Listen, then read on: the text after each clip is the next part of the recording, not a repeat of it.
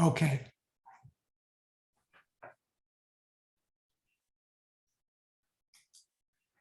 Okay. Hi, Judy. All right. So people are continuing to float in, but we'll get started. We're going to begin with two presentations related to recycling by Claire Glakowski and Todd Kep. Let me get to where I'm looking for something here. Okay. Claire, you sent me another bio and and I'm having trouble finding it again.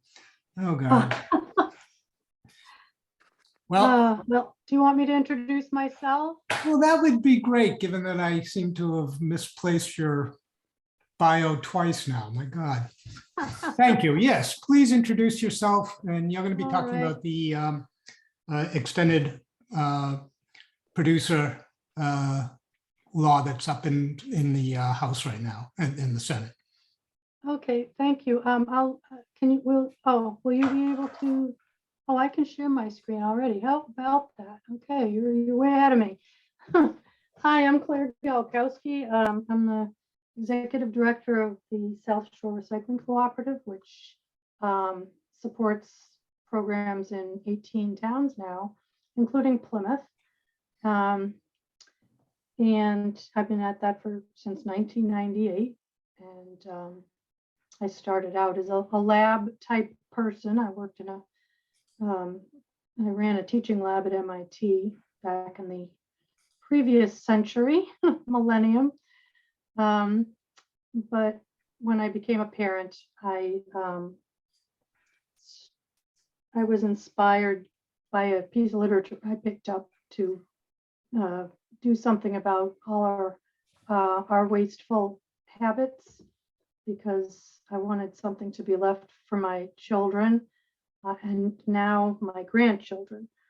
That was a long time ago. So I embarked on a career change, and my big concern is climate change at this point, but my focus is on waste, because waste is a giant contributor to climate change chemicals that go into our atmosphere, mainly in the manufacturing and transportation, and to a much less extent in our disposal. And after many years of trying to be the tail wagging the dog, dealing with people on the consumer end, trying to help them to be less consumptive, I concluded that the only way, not just me personally, but doing a lot of reading, that the most effective way to address our waste issue, our waste crisis, which we're in, is to engage the producers, the source of our products, in contributing to the end of life impacts that their products confer. We consumers really have very little control over what kind of packaging we use, over how things are disposed. It's just not practical. I've learned after beating my head against the wall for decades to expect consumers to solve the problem. This is a narrative that the fossil fuel industry has also imposed, saying, it's not us, it's you guys, you're buying our stuff. But essentially we have very little choice. So I became very interested in producer responsibility, product stewardship, and have been working on legislation for packaging and printed paper for 5 or 6 years now. I worked on the bottle bill, updating the bottle bill for at least 12 years. And Ken can talk a little bit about the current status of that later. But I'd like to share my screen with you. Let's see if I find the right one here. Come on. Here we go. All right, slideshow. Now I put this together for use by my town. I was going to do a presentation for the town of Westwood, and I wanted to adapt this for other municipal presentations to encourage them to sign a resolution that would, I'm sorry, can't do two things at once. That would, to engage them in, I'm sorry, I'm not very fluid today. To get them to sign a resolution to encourage our legislators to push this legislation forward. So this, I adapted this for this group. It might have a little more of a municipal bent to it than I would like, but here we go. So why do we want to have this type of legislation pass? As I already mentioned, well, no, I didn't mention, our consumer product packaging is out of control, as you can see by this picture here in the upper right corner. A lot of our stuff is overpackaged, although I have seen some improvements over the past couple of years. Perhaps you have too, because there has been this noise about concern about it. And it also leads to a lot of non-recyclable waste, like for instance, this foam in here, that's not recyclable. And a lot of the products that we buy come in packaging that appears to be probably recyclable, but often it isn't, because it's either materials that are kind of mixed together in a way that can't be easily separated and thus cannot be recycled, or things like black plastic, which there was just a discussion on the Mass Green Network listserv about that. Are a lot of you on the Mass Green Network? Oh, geez, listserv. Okay, yeah, there's some interesting stuff on there. And I also posted about this today.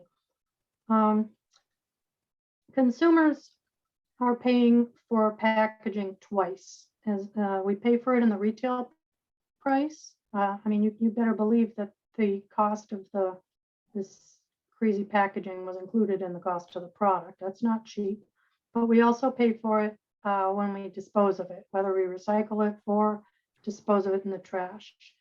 So it's a double whammy for us. So the purpose of this type of legislation is to shift the cost of collection and recycling to the producers.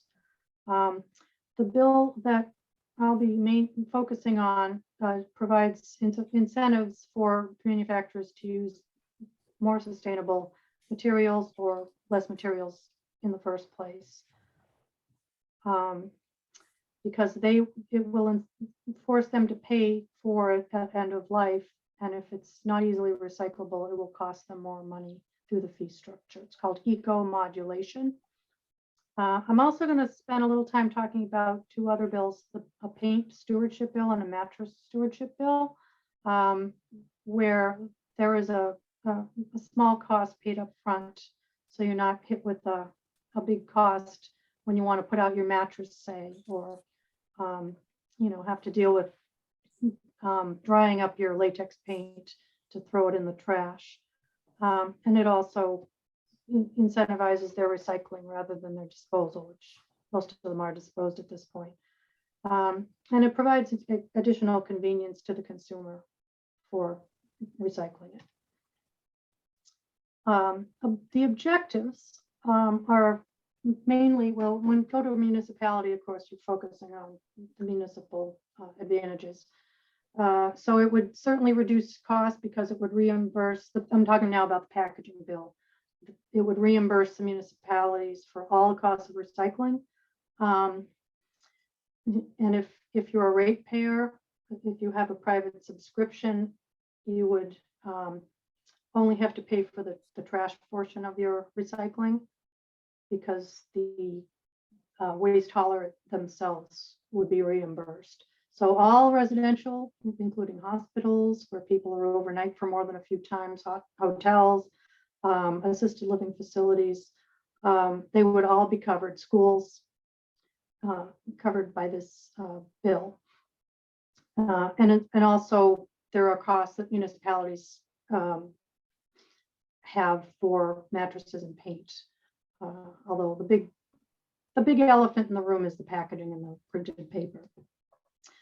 Many of you probably know our disposal capacity is shrinking fast. Our landfills will all be closed in our state by the end of the decade. And I predict that we're going to have a garbage crisis like we did with the garbage barge, if any of you remember that, where there won't be any place for the trash to go. It would increase reduction and reuse of covered products. It would incentivize material recovery and recycling. And by putting more of our materials back into the recycling system, it would conserve natural resources and the energy that's required to extract and purify the natural resources into materials that we can use. And that is a hugely energy intensive process. And thus, when you need energy, you're usually burning something, which means you're emitting large quantities of CO2 into the atmosphere. And there are a lot of other pollutants, as you can see in this graphic, these photos down here that show a paper mill. Paper is really a dreadful material to use for single use because it requires nasty chemicals, lots of water. It emits lots of pollutants and lots of CO2 into the atmosphere. The same with glass. Glass is, we think of them as kind of natural, nice products, but they're really not, because if you're looking at what's going into the atmosphere, which is unfortunately invisible, you would realize that these things are not as benign as you might think. The other thing is it most accurately reflects the total cost of the packaging in the purchase price, because it will include the end-of-life management. So the proposed legislation, there are 3 identical bills on the packaging and printed paper, which are noted in the slide. There's a bill relative to paint recycling and 2 similar but not exactly the same bills regarding mattress stewardship. All of these bills are currently in the Environment Committee, Environment, Natural Resources, and Agriculture. We call it ENRA because it's a lot shorter to say that.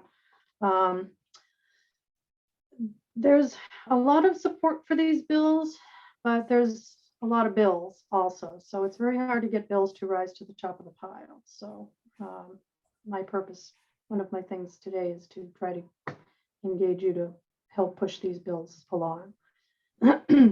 People have a lot of questions about this. This is, like I said, for a town. How much money would the town of Plymouth and its residents who have to pay privately save annually if these bills were passed? So I did some, rough estimates. These are not meant to be taken perfectly literally, but they're just kind of order of magnitude. Nearly half of the material collected at hazardous waste events is oil-based paint and other paint products that would be covered by this bill. And latex paint also, you have to add kitty litter to it. So you have to pay for the kitty litter, and you have to put it in your trash. If you're paying the trash fee down at the transfer station, the fee and the bags, then you would have to pay for it there too. Mattresses, to put it out at the curb, it generally costs around $30 or $40 for your waste hauler to pick that up. If you bring it down to the Manomet difficult to manage facility, I think there's a $20 fee in addition to the weight. Don't quote me on that, but there's a cost. So making an estimate, I assume that it's costing about $250,000 spread out among your Plymouth residents each year. Packaging and printed paper, that's the big one. Its costs, I estimated based on $400 a year for private hauler pickup. And the fact that about 45% of your material is this packaging and printed paper. It's costing the town residents about $10 million a year, plus additional disposal costs and recycling costs at the transfer station. How else would it benefit? For the paint bill, retailers may opt in to collect unused paint. They don't have to pay for it to be picked up by the recycler or anything like that. The stewardship organization that is funded by the advance recovery fee pays for that. So you'd have a convenient place to drop it off. The town would still collect it at their hazardous waste days as well, but it would be separated and the town wouldn't have to pay for it. You wouldn't have to add the kitty litter to the latex paint, which is a total pain in the neck. I can't stand doing it. And the latex paint would be recycled as opposed to, incinerated. Mattresses would be zero cost to dispose. You'd pay a small upfront fee at the beginning when you purchase it. And most of the mattresses are recyclable. So they would go for recycling instead of being put in a landfill out of our state, because our state landfills are not taking these anymore. Packaging and printed paper, your recycling should be simpler because it should incentivize the producers to use actually recyclable material, or to establish markets or ways to recycle things that are currently not recyclable. And it was also reduce excess packaging. So you see this picture of the Pepsodent, the toothpaste tubes. That was taken in British Columbia, where they have producer responsibility legislation. There's no need for the cardboard box. It's just convenient, but they had to pay for the cardboard boxes up in British Columbia. So they said, why do we do this? We just put it in a reusable tray and people can just take it, and then you don't have to deal with the cardboard box either. They do this also in Europe. How are they funded? I alluded to the advance recovery fees. For the paint and mattresses, they're collected at the point of purchase. Several other states are operating these programs. In most states, the cost is around 75 cents for a gallon of paint. Mattresses, same thing. The cost is about $12 per mattress, plus or minus.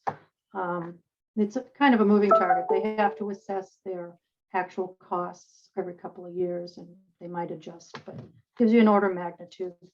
Packaging and printer paper, the producers have to pay a fee based on the cost per ton is based on the type of material. And as I mentioned before, it's eco-modulated, so it would cost less for a company to use a more recyclable material, a less environmentally impactful material based on a life cycle assessment, and the tonnage, of course. So if there's no package, there's no fee for the producers. So there's incentive to not use a lot of packaging. Out of that money that the producers pay in to a large umbrella organization that assesses the fees, collects it, and disperses it, municipalities would be reimbursed for their recycling collection and processing costs. And the ratepayers would also be, like, if your subscription, I didn't put it in here, I should have added that. Your private hauler would be eligible for the reimbursements, but they would not be allowed to charge you for that service because they're being paid by the producer. So that would save consumers money. And DEP would be overseeing the program. PRO means Producer Responsibility Organization. That's the umbrella entity that would assess and collect the fees. They also provide cover the cost of infrastructure improvements, like adding sorting equipment to the existing material recovery facilities, and also public education, which they're much better at than we are. They can sell us a bottle of water, so they can they can do a much better job of of telling us how to recycle properly than our municipalities can. There was a question by my town about driving up the cost of goods. I'll just go over this quickly. There's a Canadian study, there's a link at the end of this presentation to that basically demonstrated that there was no correlation that they could find between the cost of products and whether the province had a producer responsibility system or not. So it's fairly negligible. So what is next? Well, right now, as I mentioned, the legislation's in the Environment Committee, and the deadline for reporting out all the bills this session is February 2, which is, do the math, it's in about 2 weeks. If it doesn't get reported out by February 2, it's effectively dead until next year when the new session starts in about a year from now. If it is reported out favorably, it would go to either the House or Senate Ways and Means Committee. And, you know, it's going to require a lot of noise to get this to rise to the top of the pile because there are, you know, 6,000 bills filed. I think it's more this session, actually, each session. And that's a lot, you know, there's a lot of work that goes into every one of these bills. So we need a lot of noise. Municipalities have been signing or considering resolutions supporting this type of legislation. Your Plymouth Board of Health is one of the signers. They are regulating your trash right now. They are supposed to be making sure that all the private haulers in town are providing recycling service at no extra cost. Everything should be all in one cost for all private subscription residents in Plymouth. So it would be nice if the Board of Selectmen would also sign this. There's also an endorsement form that organizations, whether municipal or otherwise, such as Sustainable Plymouth, can also sign. Sustainable Plymouth is also a signer on this, so perhaps you've discussed this already. If you belong to any other organizations, it would be terrific if you could get them to sign on as well. I'll provide the mechanism. This is kind of silly to have in a slide. The resolution, a lot of words, but you can find a template on the website that I'll provide at the end of the presentation. This is similar to the one that the Board of Health signed. There are many other states and nations, provinces that have passed these types of legislation. Packaging is a little slow to come to the United States, but a lot of other countries, as you can see in the graphic in blue, have had these programs in place for some time, and some are working on it. I suspect that some of them that are listed on this slide, which was 2018, are now blue. In Canada, 5 of the provinces have these programs, various forms of these programs in place, and many countries have it. We're just lagging behind most of the developed world. On paint, most of the states in New England and the West Coast and a few others have already adopted the paint program, some for many years.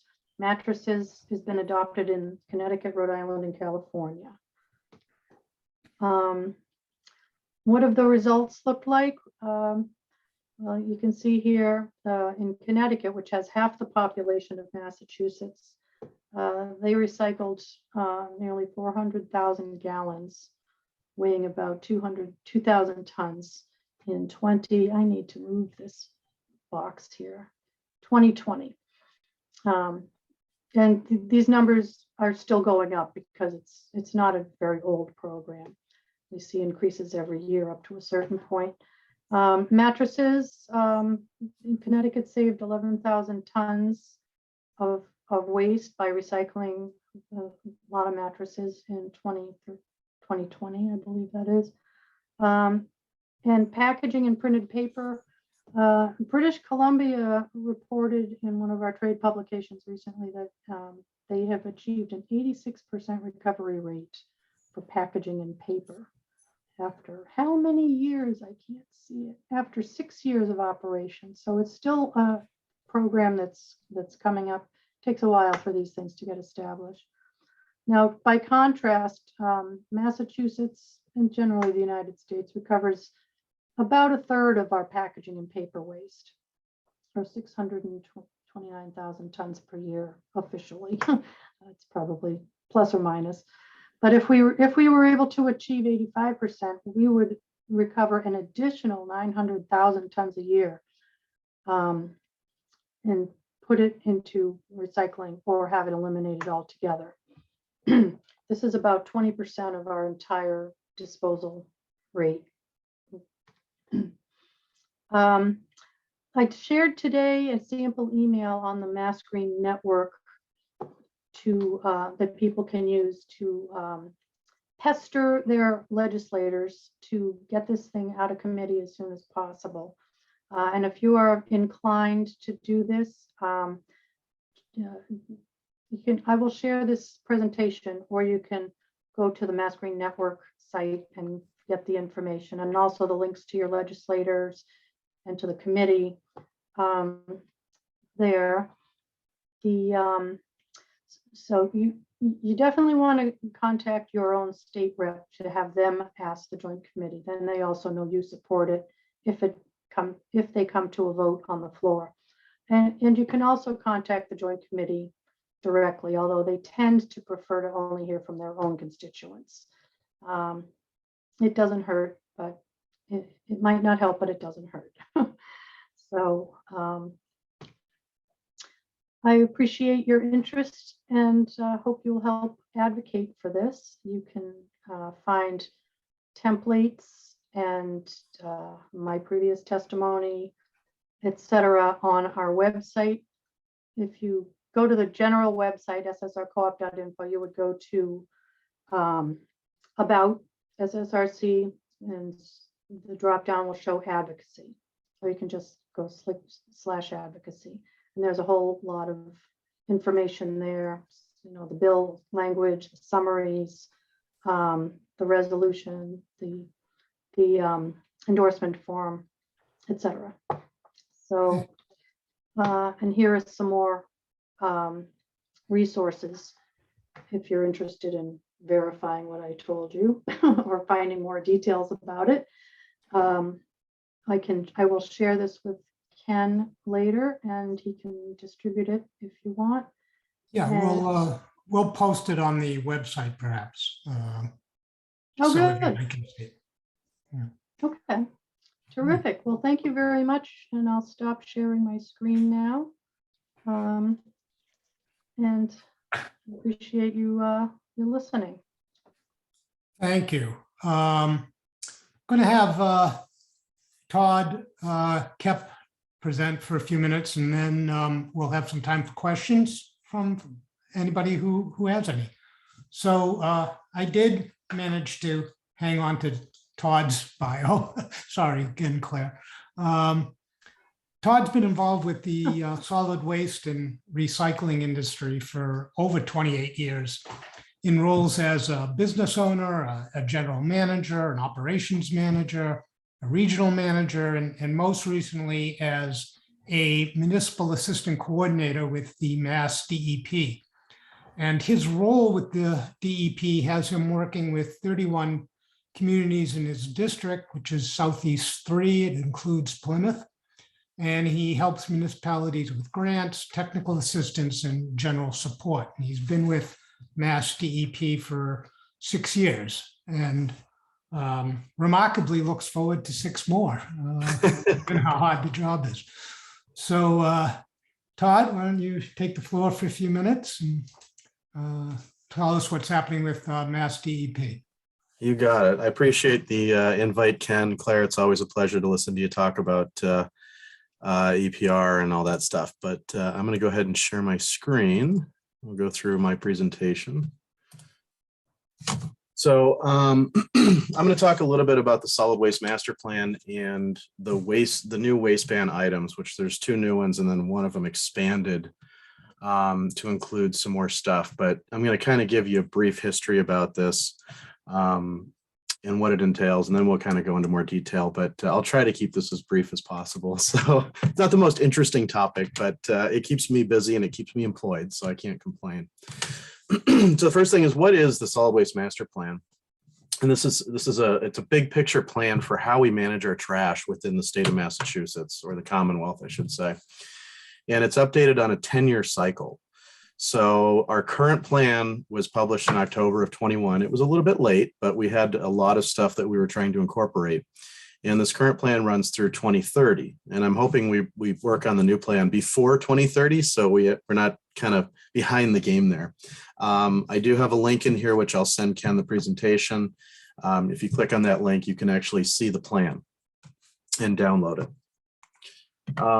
What counts as solid waste? It's kind of a broad term, I know, but what it doesn't mean it's waste that's solid. It could be some liquid too. So essentially, it includes all waste from businesses and residents. It's all construction and demolition projects. And what counts as solid waste is it's whether it doesn't matter whether it's disposed of in state or out of state. And I'll kind of go into some details about that, I think, in the next slide or two. As a Commonwealth, we get rid of about 5.5 million tons a year of solid waste, which averages out to about 1 ton per person. And that's including both residential and business waste in that number. So not all of us throw away a ton a year. I hope I'm less. I do a lot of recycling in my household, but you do household cleanouts, and that's going to add to that 1 ton pretty quick. So where does our trash go now that we've established that we all generate a ton a year? So in-state disposal, we've got two forms of waste disposal, and Claire kind of touched on this as well, where we've got our in-state disposal, which is really starting to dry up, and then we've got out-of-state disposal.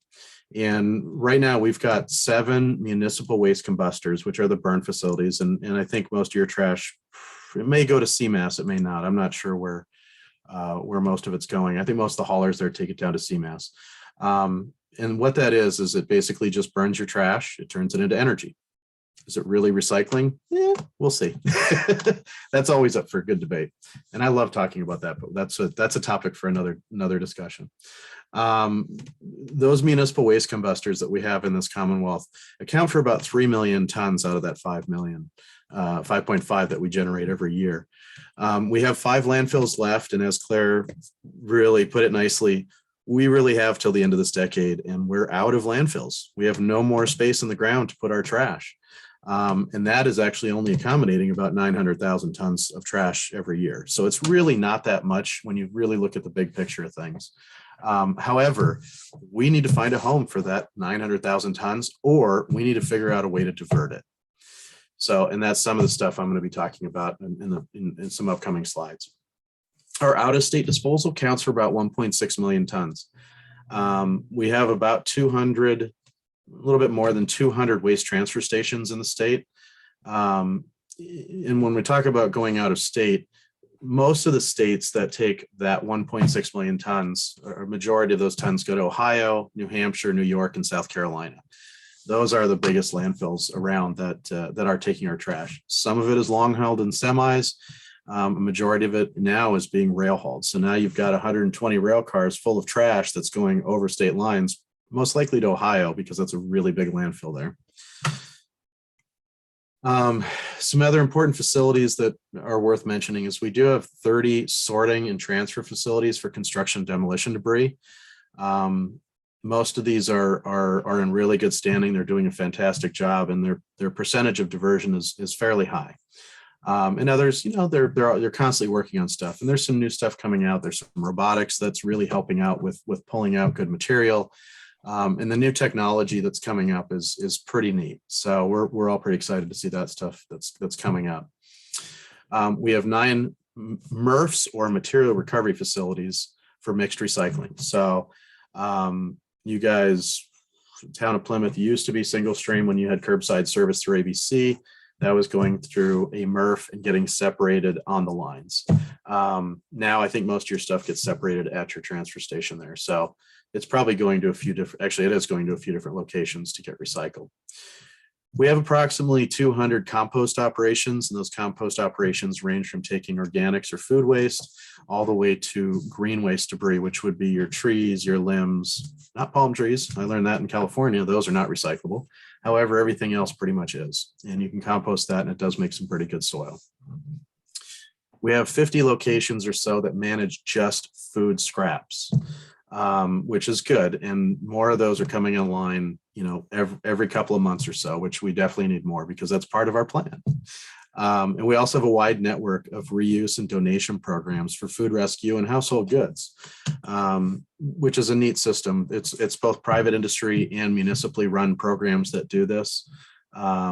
And in my district, there's a number of my munis that actually do operate swap sheds, and they do rescue some of those household goods, which is pretty great to keep that out of the trash.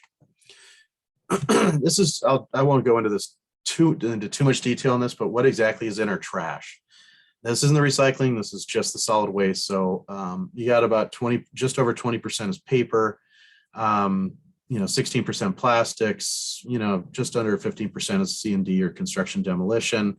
You got your hazardous glass, metals, others, electronics, but the big portion of this, and this is why the state's really starting to push organics and food waste, is you're looking at 28%, which is organic material. A majority of that, which can be composted into new soil, used to grow new food, which is a big, like I said, it's a big push. It's a big part of the trash. We want to get it out of there. Not only that, but the combustion facilities don't want it.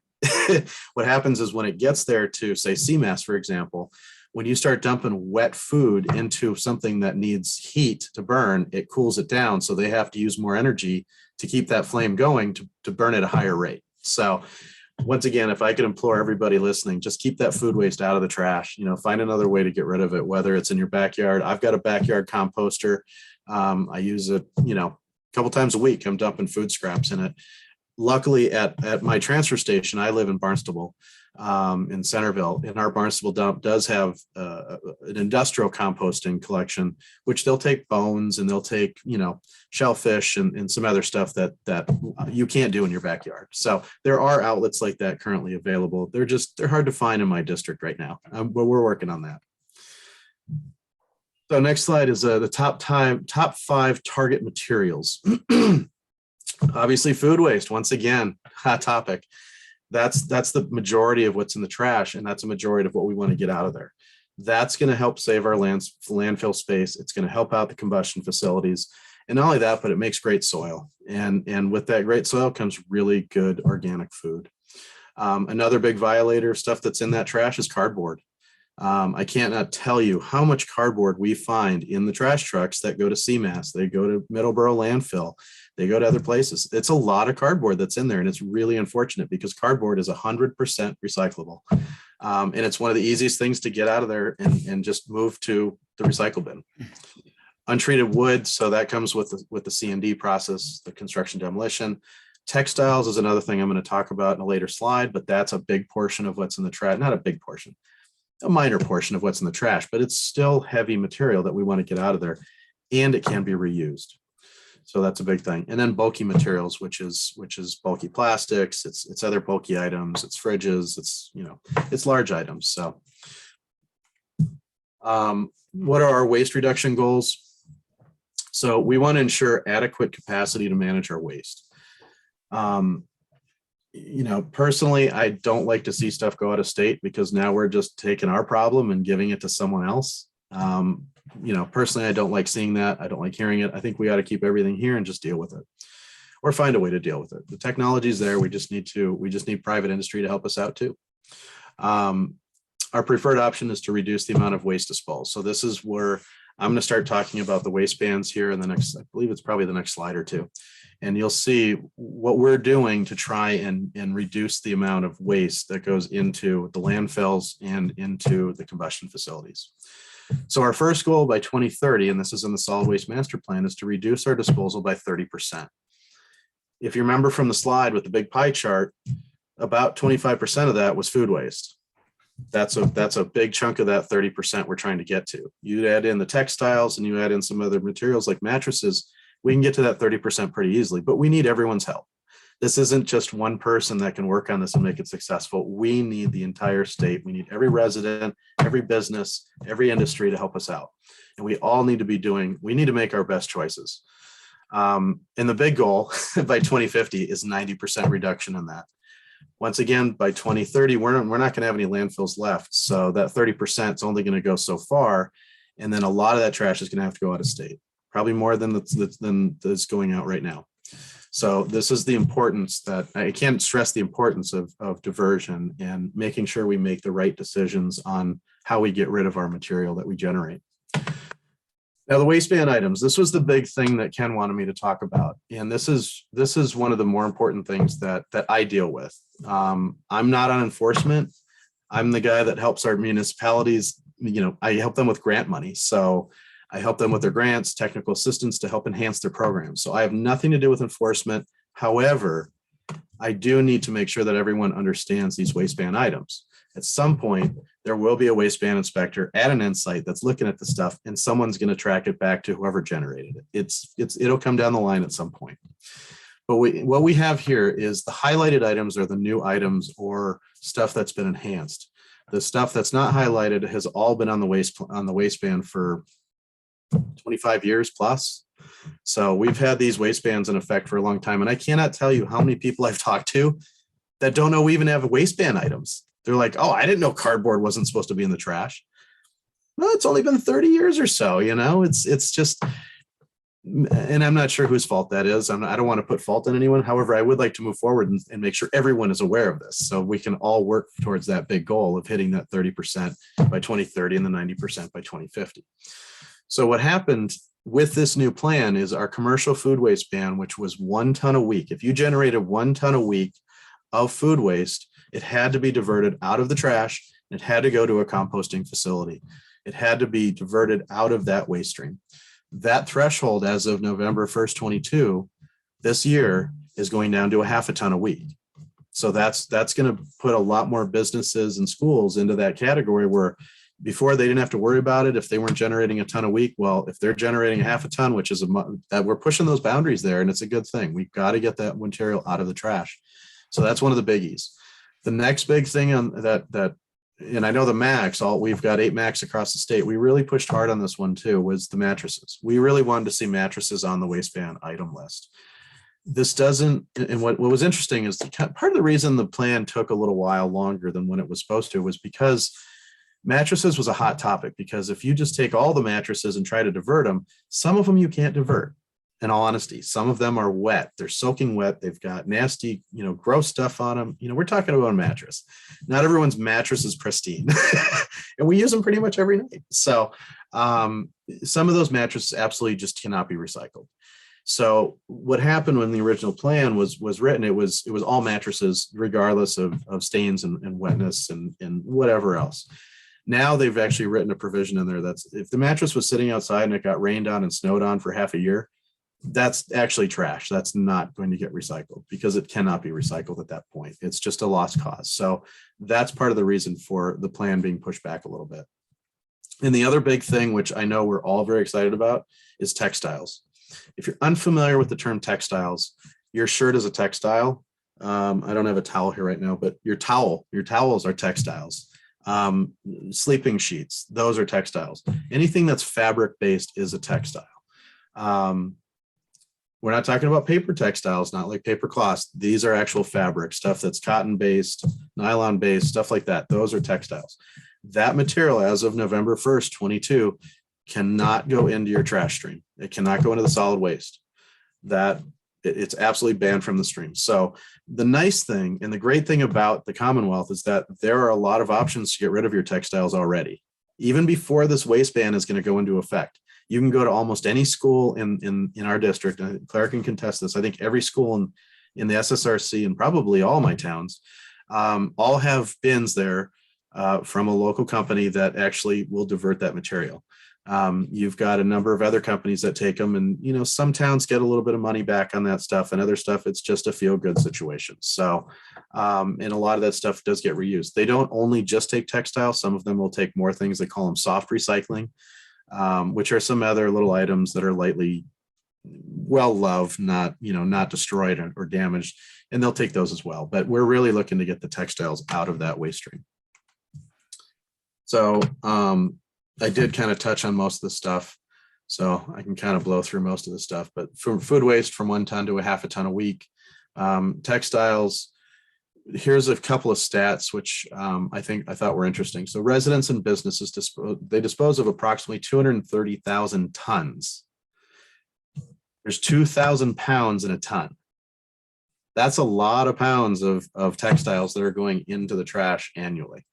So that's another big portion of hitting that 30% goal by 2030. If we all do this stuff together and we're all able to divert this material, we can blow that 30% out of the water. We can be above that 30%. We can beat that solid waste plan goal. And another really cool takeaway, about 95% of the material that goes for textile recovery or in one of those bins actually does get reused or recycled instead of thrown away. So a lot of that stuff is able to be, either sent to a third world country so they have clothes on their back. A lot of it gets turned into just wiping cloths. And I know Claire's got some of her munis. It was at a meeting of one of hers where the company was taking old textiles and turning them into rags. And that's actually good for the grants. So that's a point on the grants that we also offer every year. And there's nearly 6% of the waste delivered to combustion facilities for disposal makes up of clothing, curtains, towels, and other fabrics. That's a pretty big percentage. So we want to really try hard to get that out of the solid waste stream. Mattresses, you could kind of read through this real quick, but mattresses are made up of all kinds of stuff that is recyclable. The foam padding, it's turned into carpet. It can be turned into animal bed padding. Excuse me. The fabrics can be used for industrial oil filters and other textile applications. The steel springs are recycled into metal scrap. They can also make new appliances and building materials. And the wooden frames are shredded into, and it's either burned as an alternative fuel source, but really what I like to see it being used as is mulch. Everyone likes new mulch in their yard, and it makes great mulch. Big question, now that we've gone through this stuff, why is reducing disposal important? So the environmental benefits, which is really the big thing here, that's the big takeaway. Let's just forget about talking about what the goals are, what we want to do. If we're able to divert that material, we're actually reducing greenhouse gas emissions. And if we're able to achieve that 30% goal by 2030, we're looking at 1.7 million metric tons of CO2 out of the atmosphere every year. It's also equivalent to 370,000 vehicles off the road every year. That would be nice. I don't like breathing in bad air. I lived in Southern California for most of my life. There's nothing like breathing in smog all the time. It's pretty bad. So we really want to keep our air as clean as possible. We also want to conserve the resources and energy. It just comes with diversion. And it's also reducing the need for those disposal facilities, which I mentioned earlier as well. We do have limited capacity. It's going away. I mean, it's just inevitable. We're not going to have any landfills. So if we find another home for this stuff, it's better for the environment. There's also an economic benefit to this, which is jobs. What I saw, which is really interesting, as soon as the waste ban was announced and the date it was announced, I think there was like 3 new companies, textile companies, that popped up out of nowhere and started servicing people. So what we saw real quickly was the job creation. So we know we're going to have the textiles. Granted, it's going to be in November is really when it goes into effect, but they're ramping up now because they know that material is going to be out there. So now what we've got is we've got more jobs, more tax dollars going back into the economy, back into the into more environmental issues, which is really what we need. DEP needs that help and support. So in 2016, when the food waste ban, the original 1-ton food waste ban went into effect, there was about 1,000 jobs created just from that. So that's on the food waste side, which is pretty neat. And not only that, but the other big thing is the reuse economy that comes with this stuff by reusing all those textiles. It's a $7.3 billion a year industry. That's billion with a B. That's a lot of money going into that industry. And there's more than 6,000 businesses that do that. So these companies thrive on that, they survive on that, and they need that material. And not only that, but it's going towards a really good purpose. Some of the other stuff that's new for the master plan, it's more detailed and flexible. It's coupled with a midway program review, which I don't believe we've ever had, which I think is fascinating. I mean, I wasn't part of the last one because I've only been here for 6 years, but that seems new to me because I don't remember a midway program review for this last one, which is cool. There's also a lot of new subcommittees and work groups. And I try to make it to all these meetings, but there's so many meetings, and Claire knows this. It's almost impossible to make all the meetings. So we really have to pick and choose. But some of the ones I really enjoy going to are, I do go to the organics and food waste diversion meetings, the subcommittee meetings. The C&D ones, the construction demolition, I make about every other one or so. The new one, the latest one that just happened, and the first meeting was last week, was the recycling market development. And that one was really fascinating. They really work on setting it up properly for this first meeting. The second and third meeting, those are going to be even better. I would encourage everybody to get on those on the list. We send out a newsletter to the entire state once a month, and all that information will be on there when these meetings are. But they're going to turn out to be really good meetings. And the other big one that one of our former Boston employees started was the Reduce and Reuse Network or work group. And that one's really good. Claire, you used to go to those meetings quite a bit, and they're fascinating. Not anymore though. Yeah, there's just too many. I can't. There is. If I went to all the meetings, I'd never get any work done. Yeah, I do, and I probably don't get enough work done, but but they're great, and there's a lot of good subcommittees. We're looking for people to help out and join those committees. You don't have to be a municipal employee. You don't have to be someone that is associated with the recycling committee. You could just be a regular citizen, a regular resident of the state, and get involved. And this is how these programs are going to flourish, is if we get more involvement in them. Some of the big things, there is a huge emphasis on reduce and reuse. That's just like number one in the plan. I know it says coming soon. I actually stole this presentation, most of it. I did alter it quite a bit from John Fisher up in Boston. The Reduce and Reuse Action Plan was actually published last week. So that is out now. I believe it's up on the website.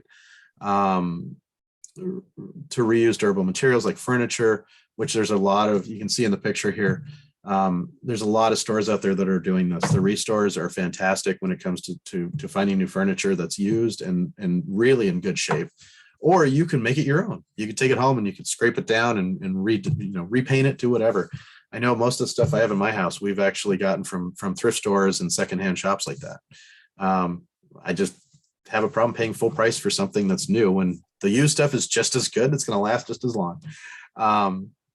There's another big push for repair stuff. So to repair stuff, I know, for example, the iPhones had that lawsuit. They weren't going to let that open up the source code for stuff. They've recently come to say that they're going to start opening that up. So, which is good.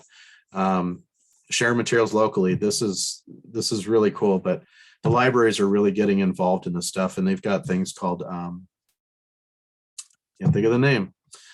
But anyway, they will loan out more than just books now. So they'll do, sewing machines and garden tools and shovels. Some do chainsaws, which is interesting. But there's all kinds of stuff you can find that if you're only going to use a chainsaw one time, you got a tree that falls down, you don't need to spend $400 on chainsaw. Check the library out. They might have one you can borrow. That way you're reusing. You're not getting all new packaging, which is going to go into the waste stream again. You're not, you're saving a lot more than just money on that kind of stuff. So it's pretty neat. And then reduce material use, like single-use packaging, which is a big thing. How are we doing time-wise, Todd? Sorry. 7:26. This is the last slide. How you can make a difference and get involved. This is something that it was kind of a common theme through this whole thing. I'm hoping I got some interest from everyone listening, and I'm hoping that we can get you guys more involved in what's going on. So once again, I'll send this to Ken and he can post it. But here's a couple examples of things you can do immediately. You can visit recyclesmartma.org to learn how to be a better recycler. You can start composting at home. There's a lot of instructional videos out there on how to do it. It's not the easiest. I failed the first time, big time. I didn't know I had to water it. You have to water your compost. You can participate in Mass DEP's advisory committees, which I did touch on. You can participate in your local solid waste and recycling programs, which I'm guessing that's why you're on this meeting as well, which is great. And then if you're a business, you can also seek business assistance, free business assistance through the recyclingworksma.com website. And that's it. I'm done. Thank you. Let's take about 5 minutes for any questions for either Claire or Todd. And then we'll try to push through the rest of the evening. So if anybody has any questions, Anatole, did you have a question? You need to unmute yourself. Okay, hi. This is a question for Todd. Yes, sir. In the 90s, I got involved in Rumford Avenue dump in Newton, Massachusetts, and I contacted DEP about automotive tires, and I'm certainly glad to hear that the whole tires are now banned from landfills, right? Yep. Well, hallelujah to that. However, the shredded tires are acceptable, and the shredded tires are used as a ballast for the synthetic grass, which is a terrible problem with the pollution with the plastic grass and all that self-combustible surface. So I wonder, oh, and by the way, I was going to mention that at that time, 30 years ago, the state of California was using the tires, compressed tires, to build the roads, pave the roads, and build structures. What do you, can you comment on that? I can't. I don't know anything about what they're doing with tires in Boston right now. So I can try to find out for you and let Ken know, and he can get back to you on that. But I'm not familiar with that side. So But Ken, it the, looks like, sorry, but Beth has her the- hand up. I just want to let you know. Oh, who had their hand up? Beth, Oh, I- Beth. So I had a question for Todd as well. So I know you mentioned that to, work on, not throwing the textiles into the waste stream, and I'm very excited about that. But what about not big wall-to-wall rugs, but what about like throw rugs, scatter rugs? I find that that's a difficult thing for me to figure out what to do with. I have dogs and they nibble on them, and then I got to do something with them. So what do I do? the best way to figure out who will take a rug, there's a website, it's Beyond the Bin, and that's a Mass DEP funded website. If you just do a Google search for Beyond the Bin, it'll pop up, and type in carpet or rug, whatever those terms are, and it will spit out some options for you. Rugs are touchy. And Claire, do you have any more details on that? Anybody in our area? The closest one I can think of is Canigliaro that would take those, but that was years ago. Bay State Textile, I know, will take the smaller area rugs, not the carpet though. Carpet is really difficult. There's been a number of false starts to recycle carpets in Massachusetts, and the companies come and then they go. There's a carpet recycling producer responsibility system in California, which has been just fraught with problems throughout its life. It's a really difficult material because it's got a lot of dirt. Most of the weight of a used carpet is dirt, and then you've got the backing. It's all different materials mixed together. So it's a really difficult to manage waste. We just don't have any carpet in my house because it's just such a terrible material. So much easier to deal with a hardwood floor anyway. But and some small rugs that you can then take to Bay State Textile. And I'm sure that some of the other textile recyclers can take that too, as well as shoes and purses and leather goods, things like that. those are also considered textiles. Thank you. Dale, it looks like you had a question? Yes, please. And this is for both of you, and perhaps it's a little bit broad, but Sustainable Plymouth is soon to be working with some educators in the area to focus on some high school student projects that would support sustainability initiatives. In your work, do you have examples in your district and across the state where high school students have teamed up to support activities for reduce and reuse legislation and the like that we could hear about? So we have the Green Team, which has been around for a long, long time, before my time.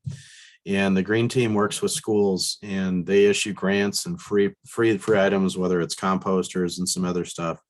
That was Ann McGovern. She's since retired, July of last year.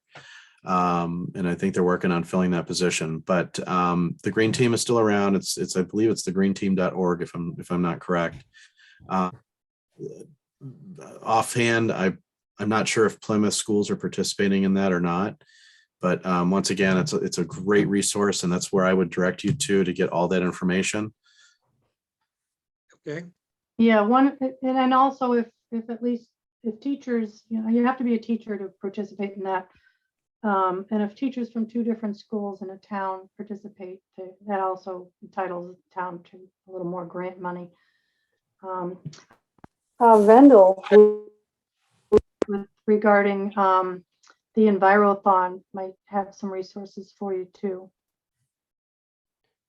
Perhaps you could send me, both of you could send me those contacts, and I'll make sure. people have it. Vendel's right here, or Wendell, I don't know how. Oh, Wendell. Sorry. Yeah, the Massachusetts Envirothon has been around for more than 25 years, and I don't know how many in your group are aware of this. So it's an opportunity for basically high school teams to become conversant about some environmental skills and subjects, including forestry, soils, etc. And each year they also have a current issue. This year is trying to achieve net zero waste. So at the Massachusetts Envirothon website, there are links to resources that the group has already assembled. And there are presentations there as to what the current issue,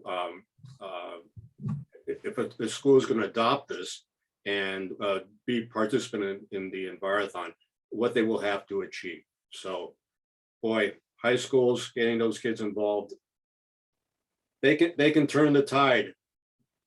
I'm just thinking about the food waste issue. Get them before the school board to say, hey, listen, by November of this year, we've got to reduce our food waste in our cafeteria. That would be, I think that would be powerful, huh? Well, that's exactly why I brought this to mind, because both food waste and textiles, because fast fashion is a huge problem worldwide. I don't know how much that's a problem in our particular school districts, but I imagine it is to some extent. So ways in which the students could address their individual schools, address the school districts, and of course, address themselves as students and teachers and staff who they eat and they have fashion. So that's why I was looking for some examples, and what you've told us so far sounds like a nice platform to start with. Thank you. You're welcome. Any other questions for our presenters tonight? Okay, well, thank you both. This was great, and I appreciate your taking the time to do this. And you're welcome to stick around for the rest if you'd like, or not. Because I gotta take off. I gotta go feed my my 9-year-old before he starts school tomorrow. So makes sense. I gotta feed the cats. All right. Thank you Well, so take much. care. thank Thanks you, again. everyone. Appreciate Thank it. you very much for inviting us, Ken. Oh, Nice to see you all. And, appreciate your coming. Okay, thank you. So what we're going to try to squeeze in the last 25 minutes or so. I'm going to talk a bit about what's happening with the Plastic and Solid Waste Working Group. Dale, I believe, is going to speak some on what's happening with climate change. And Judy is going to give us an update on what's happening with cans. And then, And Go then ahead. I want to just make sure we have some time for Charles and for Mark to provide their updates as well. They were going to talk about the Forest Legacy Grant, and I know Charles has a lot of other things going on too. That would be great if we could get an update on.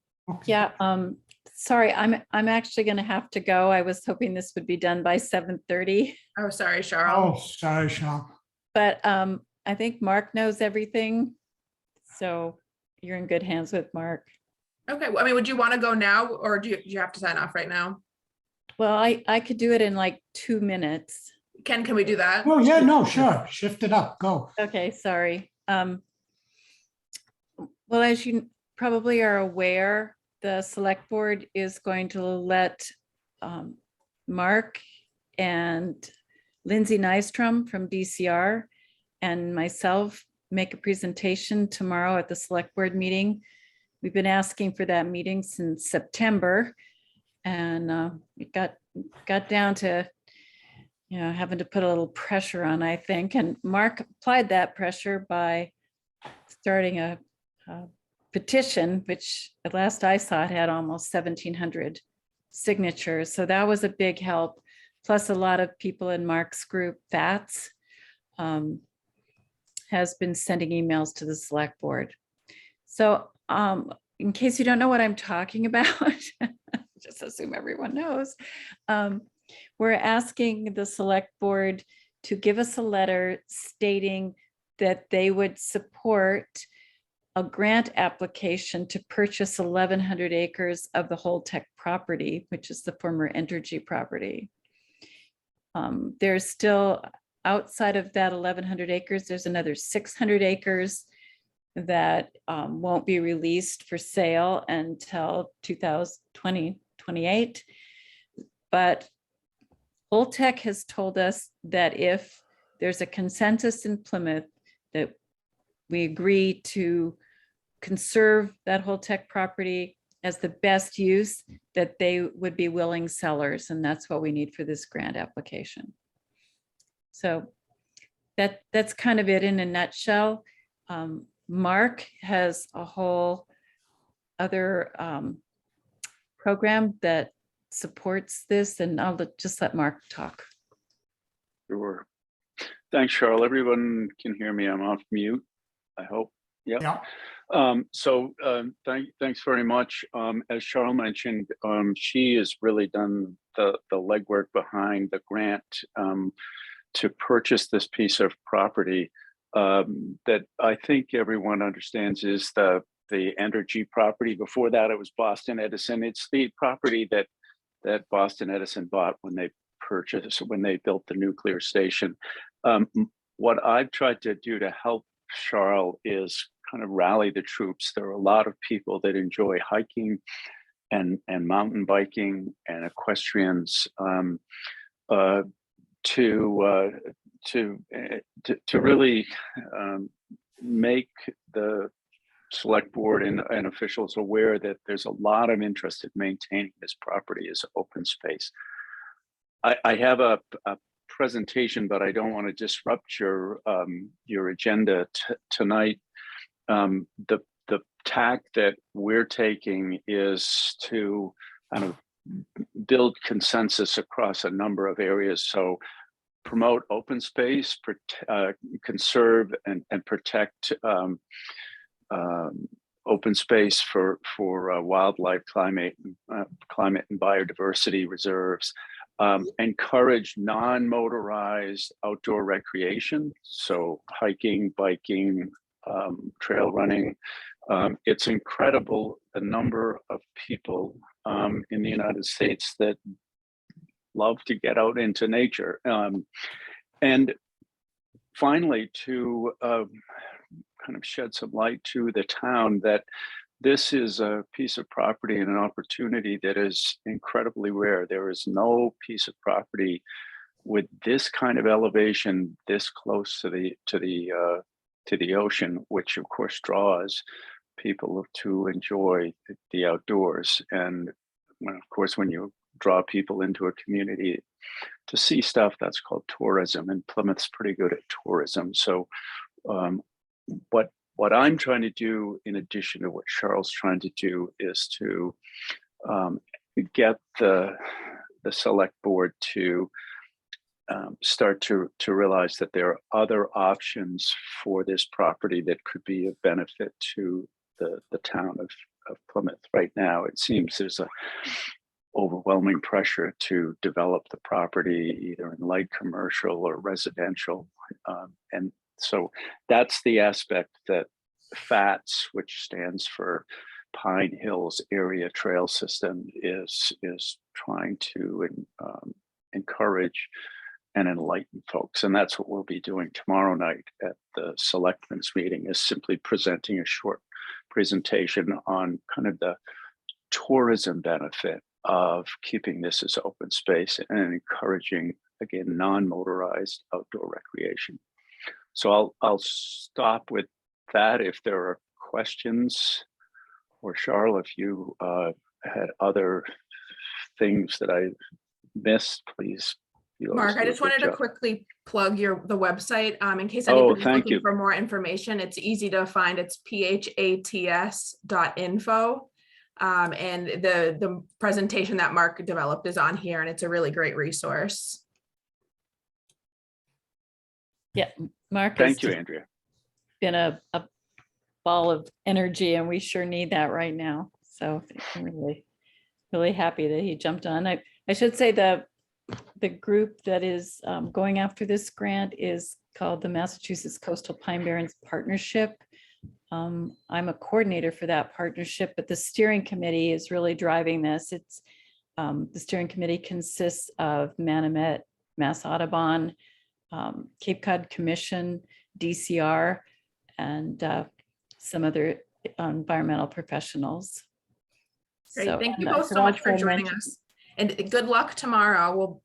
I know a lot of us will be watching, so Oh, thank sending you you. all the positive Wonderful. vibes. Yeah, we've been fortunate. We have support letters from every board in town, pretty much, that and a number of important groups like League of Women Voters and so on. So Sustainable Plymouth as well.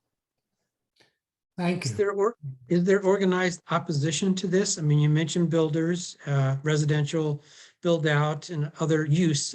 Is there an organized presence from some part of the business community that is pushing the select board to think otherwise?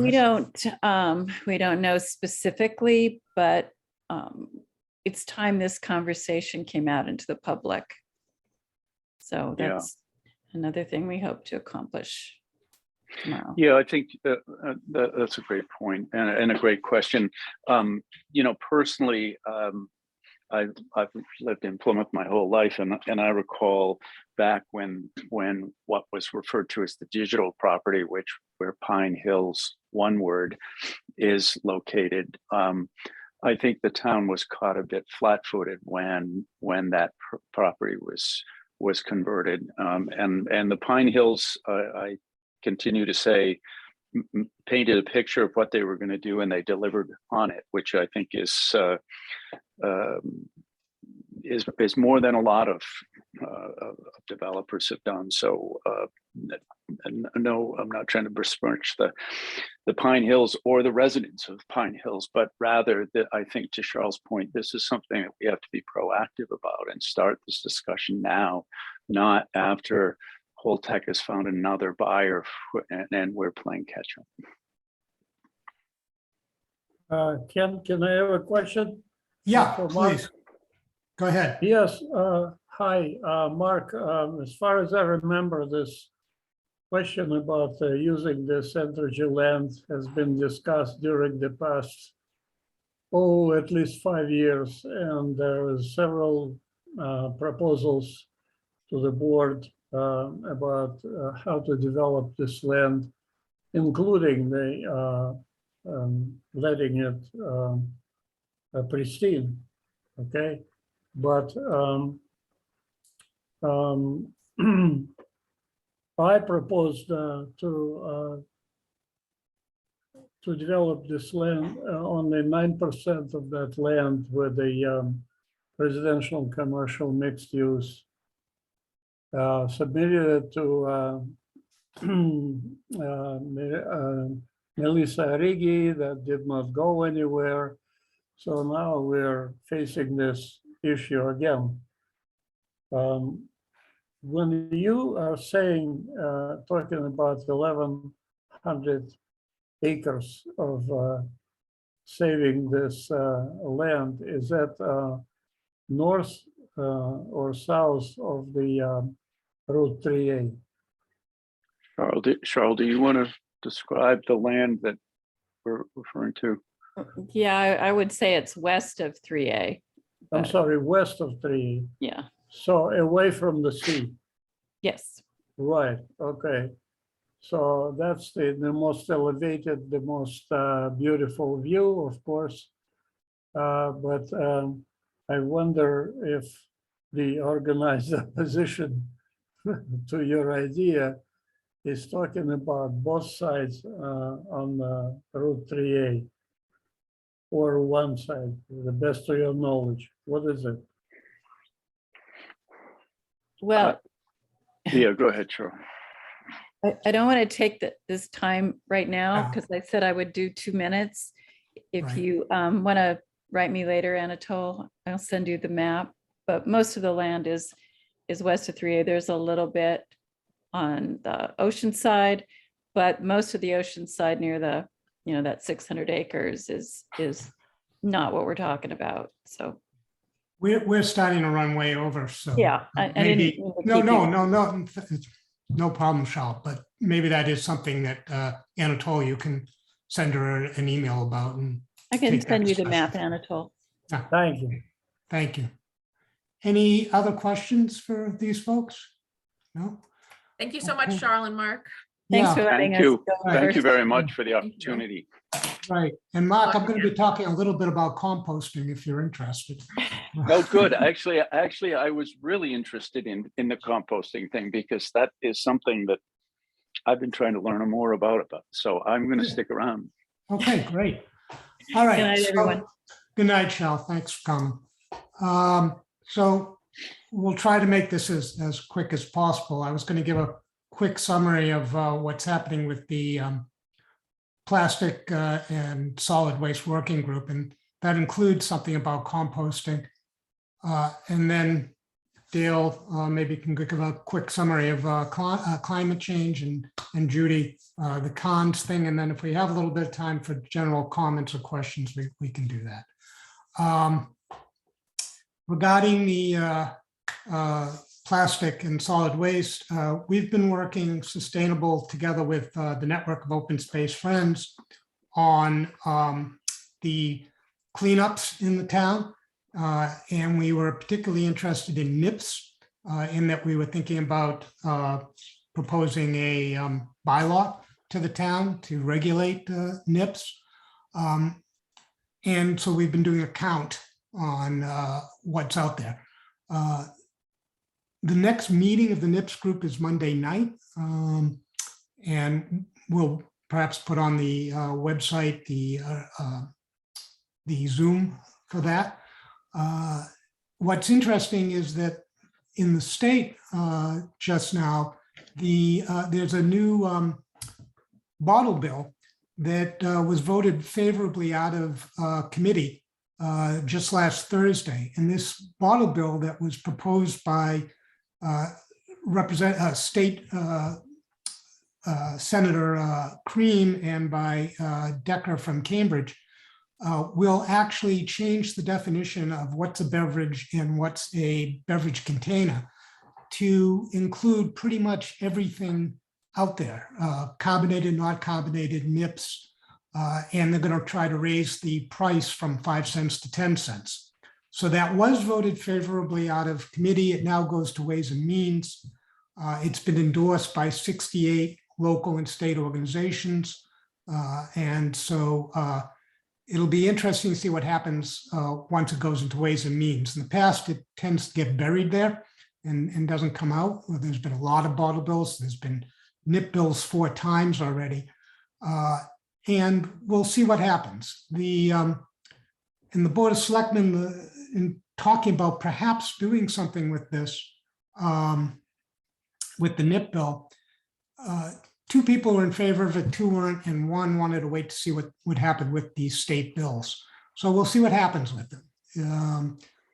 I haven't been particularly hopeful with that. It's been 30 years now that they've been trying to raise the price by this nickel.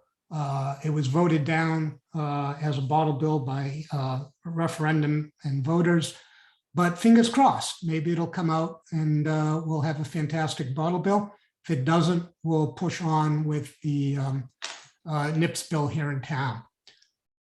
With regards to composting, which we're also involved in, we've been working on bringing curbside composting to the Pine Hills, and that looks like it is actually going to happen starting in January or February.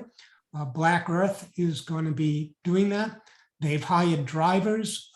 They're waiting for their new order of trucks to come in. Everything's, as you know, with vehicles has been held up in that regard. But again, they hope to start in end of January, sometime in February. And that'll be, again, curbside composting, and you'll be able to throw pretty much everything in there, including items like shellfish, et cetera, that you can't generally do in a compost pile. And they'll also take BPI approved or CMA acceptable compostable paper and material like that. And so we're starting with the Pine Hills because I figured we might be able to pull that off. And it'll hopefully be like a pilot that'll prime the pump for the rest of the town. Also, with regards to composting at the schools, that's something we explored just before COVID hit with the schools. Of course, that put everything on hold. They've been in too much turmoil to ask them to really take a look at that because the program is kind of labor intensive. We spent a lot of time talking to Hingham, where they are doing it at the high school. This will require student volunteers, will require some teachers to also help the kids out. So our plan is to maybe reapproach this in the spring just to begin talking about it. Hopefully things will settle down with COVID. There's a lot of foundational work that would have to go into this project. We'll need kid volunteers, students, but hopefully we'll be able to, again, get something going with composting, probably starting in the high schools over the next year. And part of the value to the high school is not only will there be this increase in, or decrease, excuse me, in what they can throw in the trash, but Hingham High School greatly reduced their tipping fees by getting rid of food waste in the trash. And finally, with regards to our work on the polystyrene ban and sustainable restaurants, that's still on hold because restaurants feel so uncertain about their future. Hopefully when COVID settles down or we get into a new normal that will emerge, that'll allow restaurants to breathe a little easier, and we'll try to reapproach that, but maybe schools first. So that's a quick summary of what's happening with solid waste and recycling. Dale, do you want to talk a bit about what's happening with climate change? I can. I'll be very brief about it by pointing out one project that the working group is joined up with the League of Women Voters to support the Saltwater Intrusion Subterranean Resiliency Action Grant project that many of you probably already know about and maybe have some involvement with. And so Judy, myself, and Evelyn have been working with the library director, Kelsey Casey, to come up with a bookmark and webpage structure to alert the 30-some book groups in Plymouth that have orbited the library to see a series of books that we've identified, both fiction and nonfiction, that relate to climate disruption and water. And we hope to be able to have in the next 2 weeks both the bookmark and the webpage up and running thereabouts in a couple of weeks' time. And we're encouraging book clubs to read one or more of the books. And if they would like to follow a discussion format that we can provide, that will be available to them. We would be available to co-facilitate discussions if they should want that.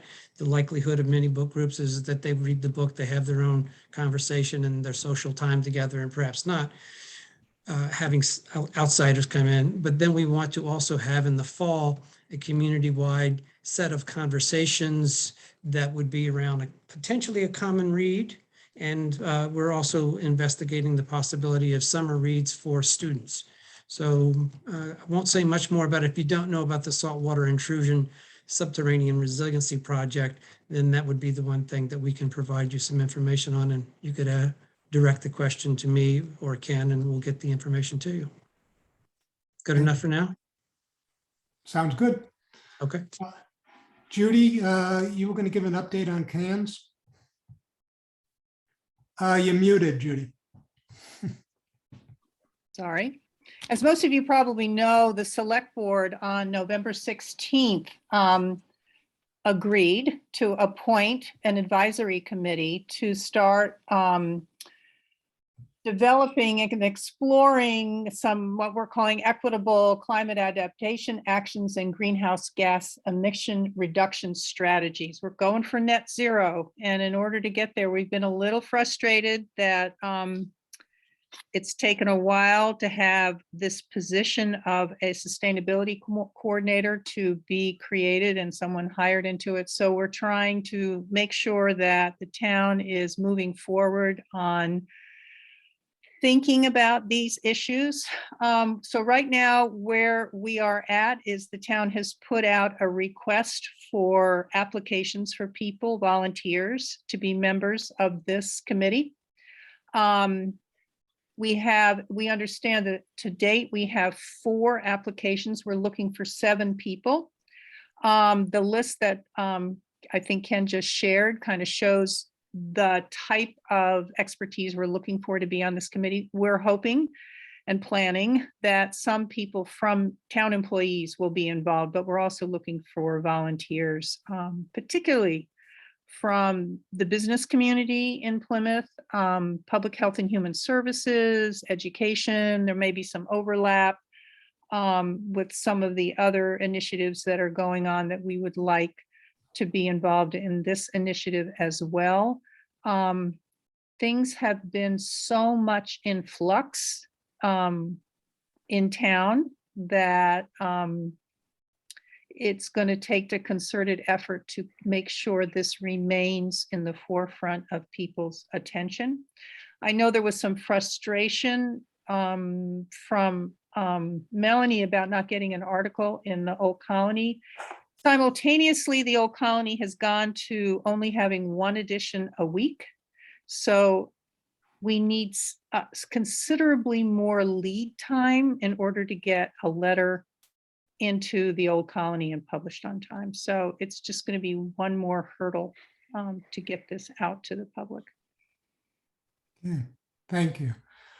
Is there anybody else who has an initiative that they want to talk about, or a question? Andrea?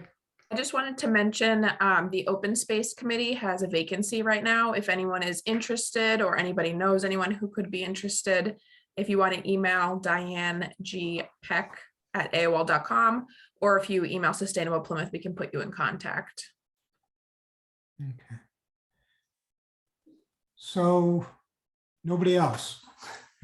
All right, well, thank you all for coming tonight. Hope found it interesting and useful. And oh, yeah, go ahead, Melissa.